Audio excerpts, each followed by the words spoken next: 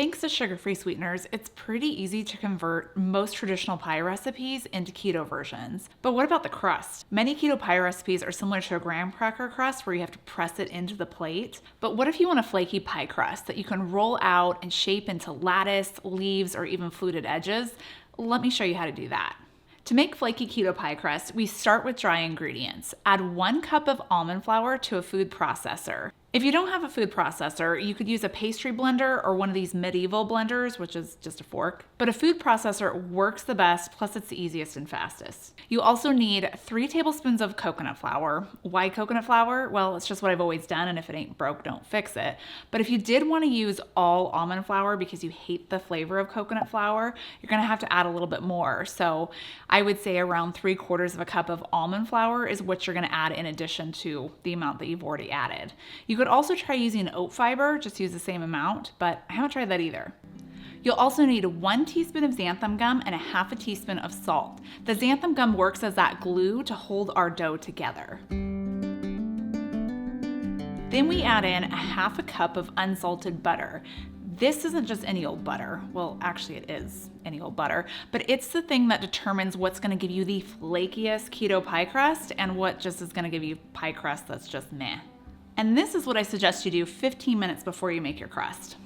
That actually went into my freezer. Before I give out my secrets, I want to share a tip if you were looking to make a chocolate keto pie crust. I'm also sharing this because I want to make a peppermint mocha too. And one of the easiest ways for me to have a peppermint mocha and share a tip on how to make chocolate keto pie crust is to do it together with using Cacao Bliss by Earth Echo, who is my sponsor for today's video. Cacao Bliss is a raw cacao powder, but it also has superfoods in it like turmeric, lucuma, Himalayan salt, cinnamon, and it's lightly sweetened with monk fruit. The combo of all of those superfoods can help lower my inflammation, boost the immune system, help with brain focus, and helps to give me energy, which is why I kind of want a mocha right now. But it also helps to give a nice fall seasonal flavor to my pie crust and coffee. If I really want a chocolate pie crust, I could just add regular cocoa powder to it, but that's just so pedestrian. Cacao Bliss by Earth Echo is an easy solution so I can get that hint of holiday flavor plus the amazing benefits of the superfoods. If you want to try Cacao Bliss, go to earthechofoods.com/KetoFocus and you get 15% off of your order. I'll have this link down below for you. Now that my butter is chilled, you're going to need to cube it. Actually, it's easier to cube it first and then freeze it, but either way, you just need cubed, chilled butter. That's going to go into our food processor along with 1 ounce of softened cream cheese, an egg, and 1/2 teaspoon of rice vinegar, or white vinegar, apple cider vinegar, it doesn't matter. So what is it about this butter that makes it so magical? Now the secret to flaky pie crust is to keep your butter as cold as possible over the next several steps.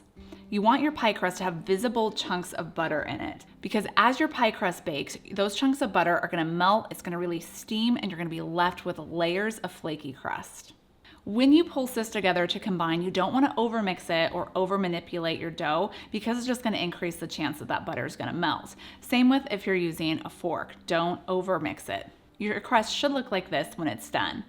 Next, we're going to roll it in between 2 sheets of parchment paper. You could actually store it like this if you're wanting to make your pie crust ahead of time. This will keep in your freezer for several months if you just wrap it with plastic wrap and put it in a freezer safe bag. But if you're ready to make pie now, you can roll out a few inches past the pie plate and then place it into your pie plate. If at any point your crust starts to soften and stick to your parchment paper, it's a good sign that your butter is starting to melt, and you better put it back in the refrigerator or your freezer for about 10 minutes to help stiffen up. With this pie crust, you could cut out lattice if you're making apple pie, or leaves if you're making a pumpkin or pecan pie. You can do different designs around the edges. It works just like regular pie crust. If you're making something like a quiche, you can blind bake it, which is where you don't add the filling, you just bake the crust in a 350-degree oven for around 8 to 9 minutes. This also works for cream-based pies too. Or you could add your filling to the unbaked crust and bake at whatever temperature and time your pie needs. For instance, if you're making keto apple pie, you just want to follow the instructions in this video right here.